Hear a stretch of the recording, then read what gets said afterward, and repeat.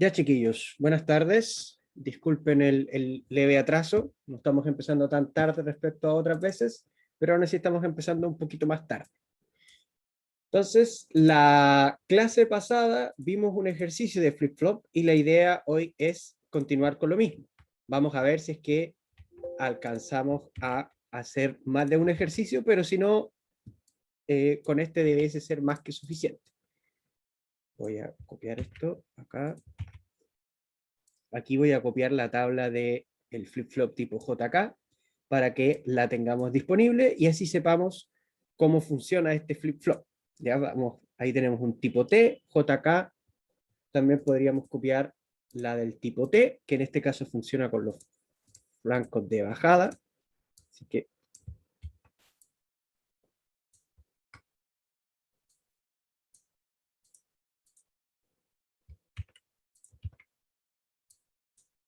no me toma. Ya, no importa. Ya sabemos cómo funciona el flip-flop tipo T y ahí tenemos la compuerta XNOR. Entonces, chiquillos, igual que el ejercicio que vimos ayer, lo importante siempre es, primero, ver los estados iniciales, ir analizando flip-flop por flip-flop, no apurarse en tratar de hacerlos todos a la misma vez. Y también hay que tener presente que acá necesitamos saber cómo se comporta cada flip-flop en particular, y ahí de forma individual. Y también lo que es el preset o el clear. Entonces, ¿qué vamos a tener acá? Vamos a tener Q sub 0, Q sub 1, Q sub 2 y Z. Si llegamos a necesitar alguna forma de onda adicional o dibujar alguna forma de onda adicional, perdón, lo hacemos. ¿Ok? Entonces, vamos a partir primero, antes de ver el reloj, si funcionan con pulsos de bajada, pulsos de subida, todo ese tema. Lo primero que vamos a hacer es ver el preset y el clear de cada uno de estos flip-flops. Entonces partimos viendo el primer flip-flop, que es el flip-flop tipo T, y observamos que tiene el preset y el clear. Pero hay una particularidad porque me dice que al clear está entrando siempre un 1. Si me dicen que está entrando en todo momento un 1 al clear, me están diciendo implícitamente que esa entrada no va a estar activa. O sea, yo la estoy conectando a 1 para no activar el clear. ¿Por qué? Porque recuerden que al tener esa negación ahí, esta entrada se activa con un 0. ¿Ya? Entonces, como pensé que no estaba grabando, entonces como se activa con un 0 y siempre está entrando un 1, quiere decir que no se va a activar. En este caso, que es el caso del preset del primer flip-flop, del flip-flop tipo T, tenemos que ver cómo se comporta la entrada I. Entonces acá tenemos la entrada I, que lo voy a dibujar, que en estos casos es donde esta entrada se hace 0 y por lo tanto se debe estar activando el preset. Lo hacemos por acá. Tirar estas líneas que yo estoy tirando acá no es obligatorio, pero sí ayuda bastante, ¿ya? Para uno poder seguir un orden y de esa forma no enredarse tanto. Entonces, en el primer flip-flop, cuando se active la entrada preset, su salida va a ser inmediatamente 1. Por lo tanto, en todo este tramo y en todo ese tramo, la salida de ese flip-flop se va a ir a 1. No sabemos cómo se va a comportar en el resto de la forma de onda, pero sí sabemos que en ese intervalo en particular va a ser 1. Terminamos con el primer flip-flop y nos vamos al segundo. Y vemos que en el caso del segundo flip-flop, o sea, en el flip-flop tipo JK, ocurre el caso contrario. Al preset siempre está entrando un 1, o sea, no se va a activar preset en ningún momento. En cambio, a clear está entrando la entrada Y. Por lo tanto, Q1, cuando se active clear, va a ser 0. Y en el caso del flip-flop tipo T que tenemos al final de este flip-flop, podemos ver que también está entrando la entrada Y a clear. Por lo tanto, acá se va a hacer 0 y en este intervalo va a ser 0. Les recomiendo que eso sea lo primero que hagamos porque después nos despreocupamos de esas formas de onda. ¿Ya? Después simplemente, ok, listo, no me preocupo mayormente de cómo me vaya con el preset o el clear porque ya los tengo Listos. Después de haber hecho eso, tengo que mirar los flip-flop para determinar cuándo van a ver si conmutan o no, si van a conmutar con los cambios de subida o con los cambios de bajada. En este caso, al estar esa negación presente en los tres flip-flop y además al estar los tres flip-flop conectados al mismo reloj, van a los tres conmutar en los cantos de bajada. O sea, acá, acá, aquí, aquí, aquí, aquí, aquí, aquí y en este último. ¿Ya? O sea, solamente en esos momentos yo voy a tener que observar si es que hay algún cambio en la salida. ¿Y qué salida voy a tener desde antes de la primera conmutación?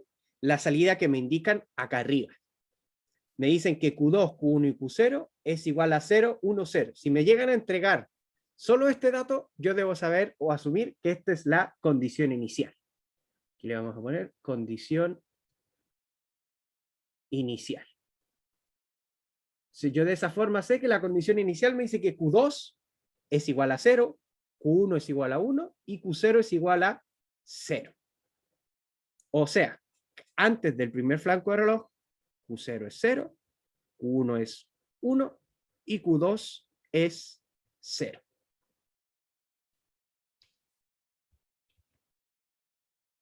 Y el caso de Z, por lo general, yo les recomiendo que dejen para el final todo lo que depende de las compuertas lógicas, porque fíjense que va a entrar Q2, Q1, Q0 negado. ¿Ya? Eso lo dejamos al final. Y partimos... Dígame. ¿Por qué conmutaban en el flanco de bajada? Conmutan en el flanco de bajada porque en la entrada de reloj que tienen acá existe una negación. Esa pelotita que está ahí denota la negación. Entonces, cuando existe esa negación, quiere decir de que esa entrada se activa con un 0. En el caso de los flip-flop, cuando hay un cambio de un 1 a un 0, van a ver si es que efectivamente cambian su salida. Si no estuviese esa pelotita, por ejemplo, si el flip-flop estuviese solo así, ahí cambiaría con los cantos de subida. ¿Queda claro? Sí, profe, ahí queda súper claro. Ya, súper. Déjenme borrar esto que... Ya. Entonces, antes del primer flanco de bajado, primer canto de bajada, primera conmutación, ya vimos que las entradas valen 0, 1 y 0. Entonces vamos a dibujar primero Q sub 0, después Q sub 1 y después Q sub 2. Es lo más recomendable para así yo no tener que estar analizando todos a la misma vez, lo cual es más fácil equivocarse. ¿Ya? Alguien lo podría hacer igual, no quiere decir que no se pueda hacer. Entonces, cuando viene este primer flanco de reloj, lo que está entrando al flip-flop tipo T es X. Viene el primer flanco de reloj y X en ese momento vale 1. Como vale 1, y según la tabla del flip-flop tipo T, cuando la entrada es 1, nosotros cambiamos la salida. O sea, conmutamos. ¿Hasta cuándo conmutamos? Hasta el siguiente flanco de reloj, que debería ser el que venga aquí. Ahí, voy a dibujar los flancos de reloj para que, de todas formas, me quedaron bastante cercanos a los cuadraditos, pero para no tener tantas equivocaciones, ¿ya? Para que todos sigamos los mismos flancos de reloj. Esto tampoco es 100% necesario, pero ayuda bastante para trabajar de forma más ordenada. Se los recomiendo bastante, sobre todo si es que van a trabajar con cuadernos o con hojas que no son cuadriculadas. Cuando las hojas son cuadriculadas es un poco más sencillo, pero cuando no están cuadriculadas a veces es complicado. Bueno, por lo general los cuadernos con los que uno trabaja vienen cuadriculados. Esto, en la presencialidad, hacerlo en una pizarra, no, era horrible. Yo por lo general trataba de proyectar algún cuadrado para poder hacer. Ya. Entonces Q0 pasa a ser 1 hasta hasta el segundo flanco de reloj. En el segundo flanco de reloj, X sigue siendo 1, por lo tanto la salida Q0 vuelve a cambiar. Vuelve a cambiar y cambia, debiese cambiar hasta este siguiente flanco de reloj, que es el que está acá, este flanco de reloj. Pero ¿qué ocurre con ese flanco de reloj? Ocurre que mientras viene ese flanco de reloj, está activa la entrada preset. Por lo tanto, recuerden que preset pesa sobre los flancos de reloj. Preset se había activado aquí, así que aquí habíamos pasado a ser 1, y preset se mantiene activa, y acá se desactiva preset, y por lo tanto la salida se mantiene hasta el siguiente flanco de reloj. En este flanco de reloj estamos justo en la transición entre X acá es 1 y acá es 0. Estamos justo ahí. Cuando estamos justo ahí, ¿qué valor debemos considerar nosotros que está entrando al flip-flop? ¿El 1 o el 0? El 1. El 1, ¿cierto? Porque consideramos el valor que viene un poco antes. Y esto es porque, si bien es cierto, aquí se muestra de forma abrupta, en realidad estos cambios son así. Como así, este cambio es así, después que estos cambios son de esa forma. O sea, no son completamente abruptos. Entonces, como vimos la primera clase de flip-flop, se toma un tiempo en identificar la salida, entonces al momento de venir el flanco de reloj, inmediatamente consideramos el valor un poquito antes, o sea, un 1, y por lo tanto tiene que cambiar la salida. ¿Hasta cuándo? Hasta que venga el siguiente flanco de reloj. En el siguiente flanco de reloj, que es el que está acá, X vale 0. Como X vale 0, la salida no cambia y se mantiene siendo 0 hasta el siguiente flanco de reloj. En el siguiente flanco de reloj, X pasa a ser 1, por lo tanto la salida tiene que cambiar. Cambia la salida y se mantiene. Acá se activa el preset, pero el preset me fuerza la salida a 1. Y como mi salida ya era 1, no se ve afectada. Después el preset se desactiva y viene el siguiente flanco de reloj. En este flanco de reloj que está aquí, X vale 0. Como X vale 0, la salida no cambia.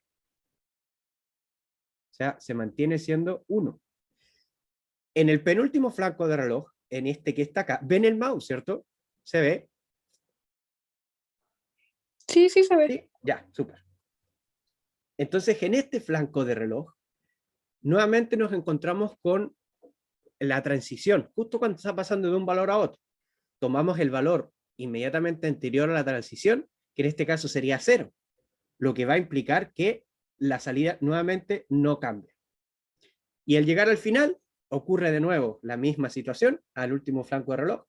Consideramos que X es igual a 1, porque es el valor un poquito antes, y por lo tanto la salida del flip-flop debe cambiar. Y ahí pasa a ser 0.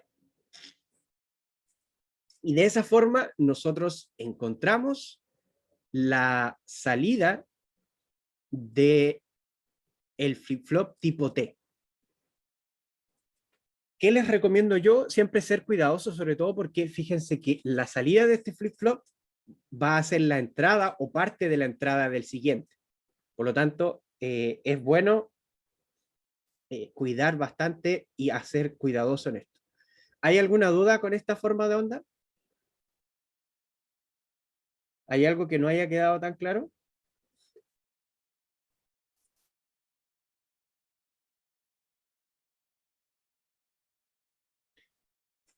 Ahora, para la entrada del siguiente flip-flop, nosotros vemos que J1 es Q sub 0 más X.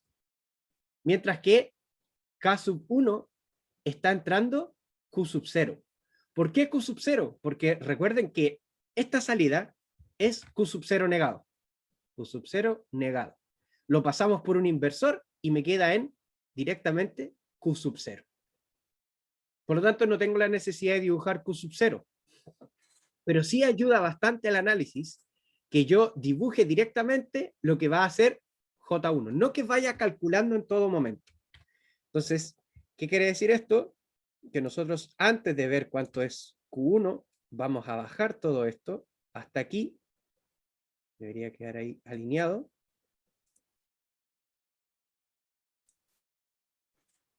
Y acá nosotros... Oh, ¿qué le pasó al programa? Ahí sí.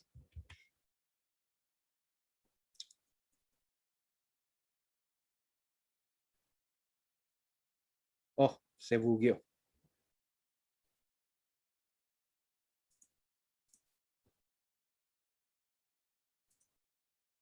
Ya, ahí sí, se había bugueado por un momento. Disculpe. Entonces, conviene aquí dibujar qué es lo que va a hacer J1. Bajamos las transiciones de nuevo. Hacemos todo esto de nuevo. ¿Por qué? Porque así va a ser mucho más sencillo saber directamente qué es lo que está entrando al flip-flop. Y no voy a tener que estar haciendo la operación a cada rato, sino que la hago una sola vez. ¿Ya? Nuevamente, no quiere decir que es necesario dibujar esta forma de onda, porque en rigor no me la están pidiendo. Pero sí que ayuda bastante para poder ser un poco más ordenado y para poder disminuir los errores. Entonces, J1 es igual a la suma entre Q sub 0 más X. Eso es igual a J1. O sea, basta con que al menos uno de los dos sea 1 y J1 inmediatamente va a ser 1. Entonces, vemos que X es 1 hasta más o menos por ahí. Así que sí o sí, aquí J1 va a ser 1. Aquí X pasa a ser 0 y Q0 ya es 0. Por lo tanto, aquí pasamos a ser 0. Luego X cambia a 1. Pasamos a ser 1. Luego X pasa a ser 0. Y fíjense que acá Q0 también es 0. O sea, pasamos a ser 0 hasta este pulso que está acá, en donde como X pasa a ser 1, inmediatamente J1 va a tomar el valor 1. Va a ser 1 hasta que ambos sean 0. Pero ellos no se hacen 0 ambos a la vez hasta este punto.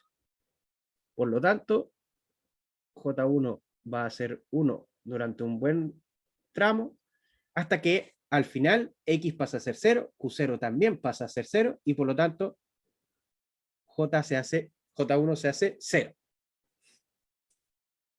¿Queda claro este paso de J1? Que lo hicimos para después ver directamente qué es lo que está entrando a el flip-flop tipo JK. Porque sabemos que K sub 1 es igual a Q sub 0. O sea, la entrada K sub 1 es igual a Q sub 0. Y sabemos que J1 es igual a la suma de Q sub 0 más X. Entonces ahora sabemos directamente qué es lo que está entrando al flip-flop en todo momento. Por lo tanto, cuando viene el primer flanco de reloj, que sería este que está aquí, tenemos que mirar J1 y K1.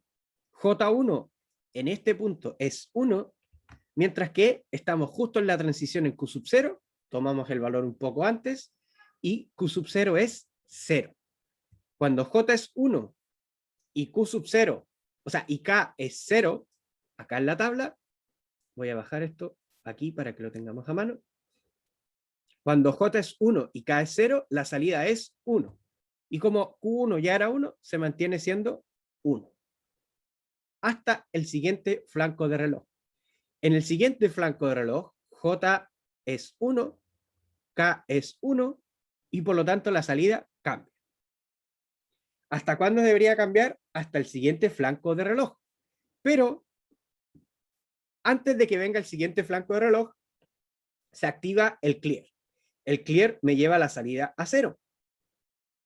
Y aunque este flanco de reloj acá se active, va a dar lo mismo, porque es la entrada asincrónica la que pesa sobre la entrada sincrónica.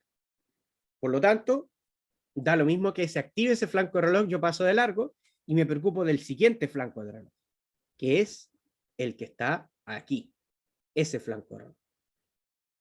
En ese flanco de reloj, J1 es 1 y K1 es 1. Porque estamos justo en la transición de 1 a 0, tenemos que tomar el valor un poco antes, y por lo tanto ambos valores son 1, y por ende Q sub 1 cambia. Cambia su valor a 1, y lo cambia hasta que venga el siguiente flanco de reloj. En el siguiente flanco de reloj, tanto J como K son 0. Como J y K son 0, la salida no cambia, y se mantiene siendo 1. Hasta el siguiente flanco de reloj. En el siguiente flanco de reloj, J es 1 y K es 0. Si, como vemos acá, si J es 1 y K es 0, la salida tiene que ser 1, así que la salida se mantiene. Y debiese mantenerse hasta el siguiente flanco de reloj. Pero entre medio, nuevamente se activa el clear, que me lleva mi salida a 0. Acá se desactiva el clear y ahí viene el siguiente flanco de reloj. En ese flanco de reloj, J y K son 1 y por ende mi salida debe cambiar. Cambia mi salida. En el siguiente, J y K siguen siendo 1, vuelve a cambiar la salida. Y en el siguiente flanco de reloj, nuevamente J con K son 1, la salida vuelve a cambiar. Y ahí termina. De esa forma obtuve la forma de onda de Q1. ¿Hay alguna duda hasta acá, chiquillos? ¿Hay algo que no esté tan claro? Entonces, voy a dejar aquí.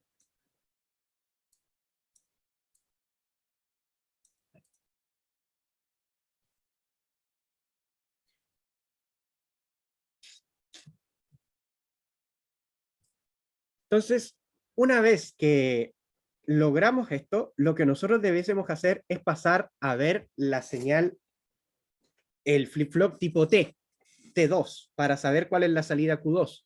Pero nuevamente me encuentro con que hay una puerta lógica entre medio. Entonces, la salida T2 va a ser Q1, suma exclusiva con I, y esto, suma exclusiva negada.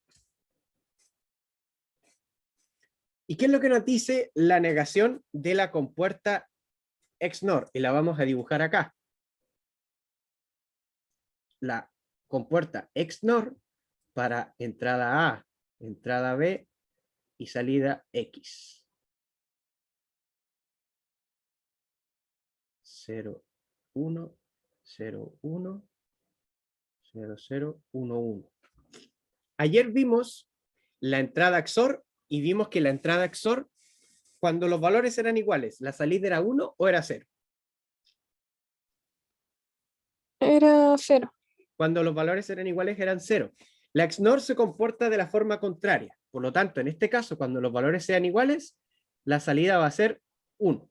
Y cuando sean distintos, la salida va a ser 0. Entonces, ¿qué voy a hacer yo? Lo mismo que hice delante. Voy a volver a dibujar una forma de onda que va a corresponder a lo que está entrando en T2. Esperemos que ahora no se pegue. Si se pega, hacemos lo mismo de delante. Ahí. Y se pegó. Jaja. Ya. Bueno, hacemos lo mismo que delante. Cerramos. Abrimos de nuevo.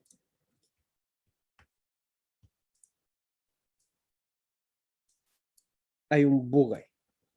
En fin.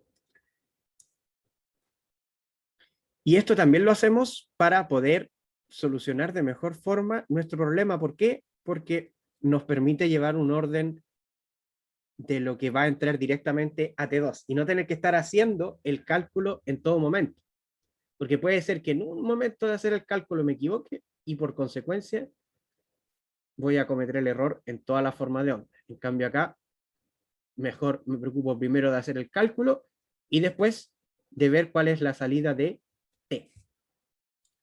Entonces, T2. Ya vimos que T2 depende de la entrada Y, que está dada, y depende de Q1. Cuando ambas entradas sean iguales, vamos a tener un 1, y cuando ambas entradas sean distintas, vamos a tener un 0.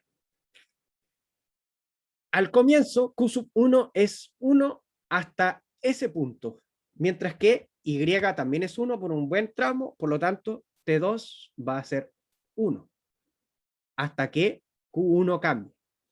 En este momento que estamos aquí, Q1 pasa a ser 0 e Y se mantiene siendo 1. Por lo tanto, como los números son distintos, aquí baja. ¿Y hasta qué momento se va a mantener siendo 0? Hasta que ambos tomen el mismo valor, cosa que ocurre justamente aquí. Aquí Q1, que ya era 0, se mantiene siendo 0, pero en este momento Y pasa a ser 0. Por lo tanto, ahí, como son iguales, pasan nuevamente a ser 1. ¿Y hasta cuándo es 1? Hasta que ambos sean el mismo valor. En este caso, aquí Y pasa a ser 1 y Q1 se mantiene siendo 0. Por lo tanto, acá vuelven a ser 0.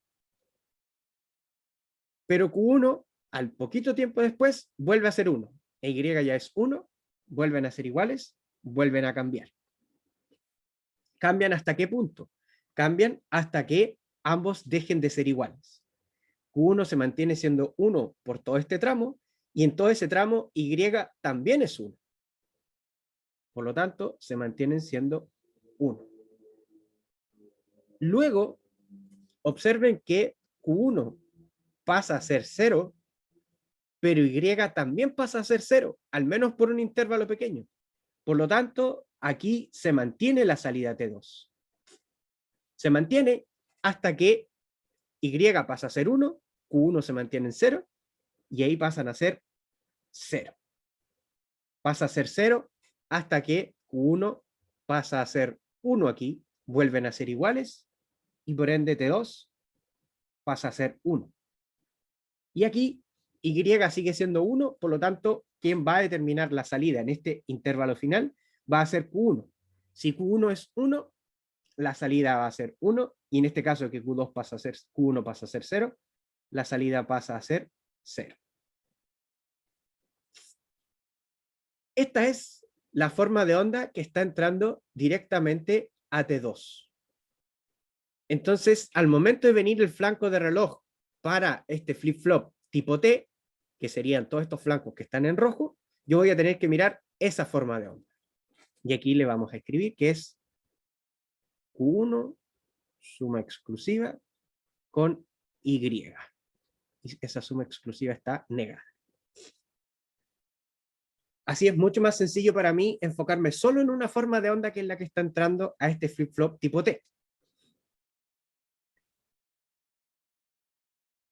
Entonces, tenemos que Q2 al principio vimos que era 0. Cuando viene este primer flanco de reloj, miramos T2 y vemos que T2 es 1. Como T2 es 1, nuestra salida Q2 debe cambiar. ¿Y cambia hasta cuándo? Hasta el siguiente flanco de reloj. En el siguiente flanco de reloj, T2 va a seguir siendo 1, porque justamente estamos en una transición. Tomamos el valor un poquito antes, al seguir siendo 1, pasa a ser 0. Se mantiene siendo 0 hasta el siguiente flanco de reloj, pero entre medio nuevamente aparece nuestro amigo, el clear, que me va a forzar a que la salida siga siendo 0. Por lo tanto, este flanco de reloj que está acá no tiene ninguna injerencia en la salida, y seguimos hasta el siguiente. En el siguiente flanco de reloj, T2 va a ser 0, porque estamos justo en una transición. Como va a ser 0, la salida se mantiene, también hasta el siguiente flanco de reloj. En el siguiente flanco de reloj, T2 es 1, por ende la salida cambia. En el siguiente flanco de reloj, T2 sigue siendo 1, así que la salida vuelve a cambiar.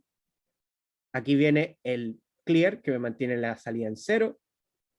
En el siguiente flanco de reloj, que es este que está acá, o sea, acá, T2 consideramos que es 0, por lo tanto se mantiene la salida en 0. En el siguiente flanco T2 es 1, así que la salida pasa a ser 1. Y en el siguiente flanco de reloj la salida se mantiene en 0, así que Q2 se mantiene en 1. Y ahí conseguimos la forma de onda de Q2. O sea, ya tenemos Q0, Q1 y Q2, que son las formas de onda que nos pedían. Las formas de onda de J1 y la forma de onda de T2, yo las dibujé para simplificar el análisis. Se dan cuenta que dibujo T2 y después es solamente ir mirando T2. No tengo que estar viendo, a ver, Q1 tiene tal valor, Y tiene tal valor, lo voy a llevar a la tabla. Puede ser que eso me lleve a más error, también alguien lo podría hacer así. Pero lo que a mí me están pidiendo son las formas de onda de Q0, Q1, Q2 y Z. Por lo tanto, J1 y T2 no me las están solicitando, pero sí me ayudan con el análisis. ¿Alguna duda hasta aquí, chiquillos?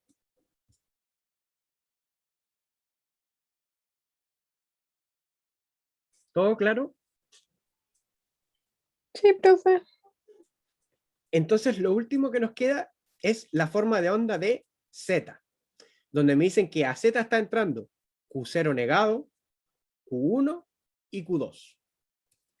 Entonces, yo para simplificar todo esto, no voy a volver a cometer el mismo error, para simplificar esto, voy a dibujar aquí cuál es la forma de onda de Q0 negado. Y después voy a dibujar Z. Que Q0 negado no va a ser nada más que la forma de onda contraria a Q0. Entonces, va a partir en 1, aquí va a pasar a ser 0, aquí pasa a ser 1, aquí pasa a ser 0, se mantiene en 0 hasta acá, acá pasa a ser 1, se mantiene en 1, me quedó un poco chueco, se mantiene en 1 hasta ahí, ahí pasa a ser 0, se mantiene en 0 casi hasta el final, en donde cambia a 1. Y por ende, aquí tenemos Q0 negado por Q1 por Q2 igualado.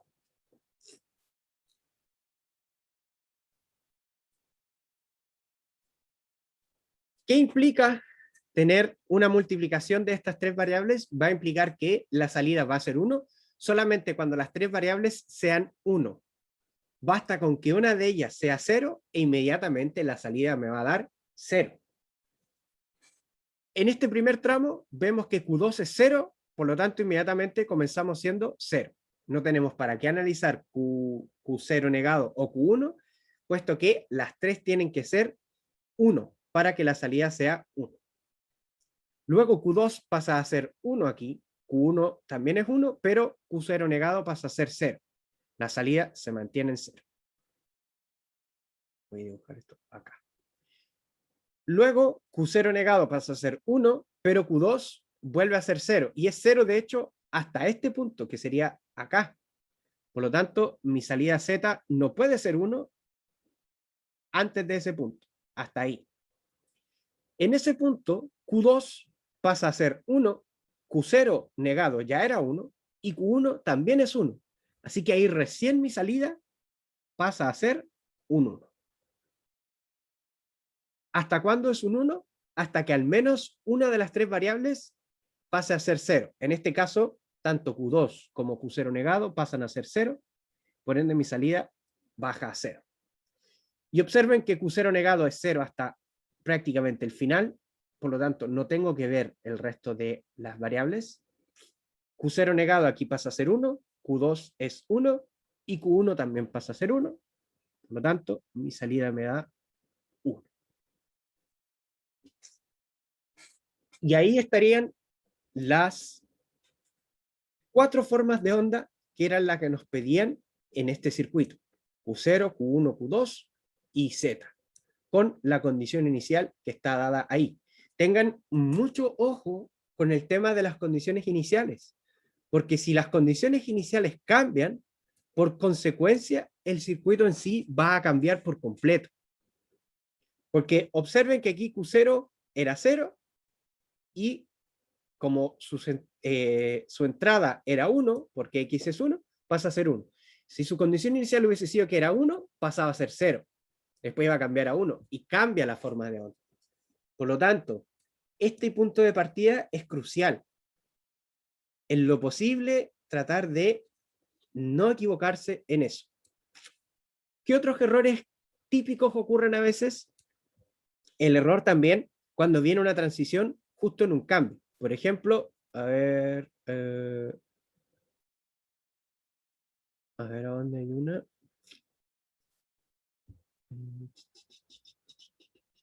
aquí, por ejemplo. A ver, aquí. Fíjense que aquí está el flanco de reloj y este flanco de reloj está justo en esta transición de K1 en donde pasa a ser de 0 a 1. Cuando venga un pulso de reloj justo en una transición, yo me quedo con el valor un poquito antes.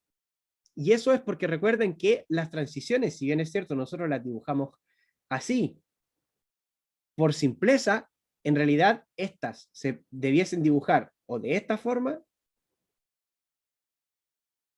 o de una forma un tanto más, no tan abrupta. Los cambios no son tan abruptos.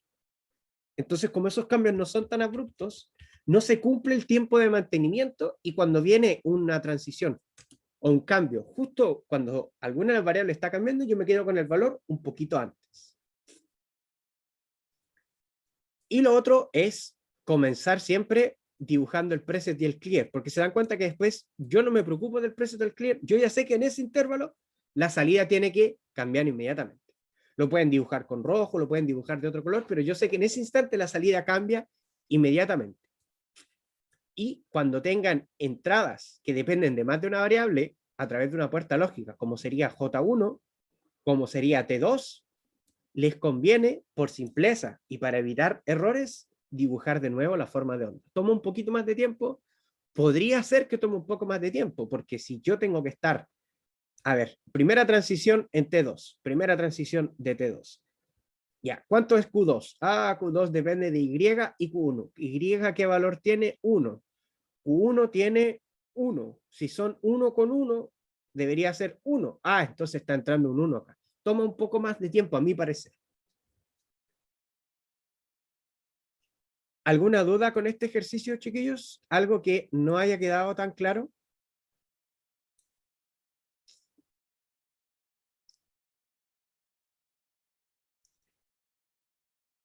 Si no, quedamos hasta aquí y con esto terminamos esta materia. Ya esta materia era un poco más simple, la logramos ver directamente en 3 clases. ¿Ya? ¿Qué es lo que se nos viene ahora? Se nos viene la parte de PLC. Yo creo que en eso iremos a estar unas 2 semanas, quizás un poco más, dependiendo cómo avancemos. Y con eso nosotros terminamos la materia del curso. Ya, por lo general este curso termina su materia un poco antes que termine el semestre también para darles tiempo de realizar el trabajo, el trabajo final. ¿Ya? De todas formas, nosotros, aunque termine la materia después, nosotros seguimos estando presentes en las clases sincrónicas para que ustedes resuelvan cualquier duda con respecto al trabajo final. ¿Ya? Así que, chiquillos, si no tienen más interrogantes, quedamos hasta aquí. Que tengan un excelente fin de semana y nos estaríamos viendo el día martes. Chao, chao, que estén muy bien, cuídense.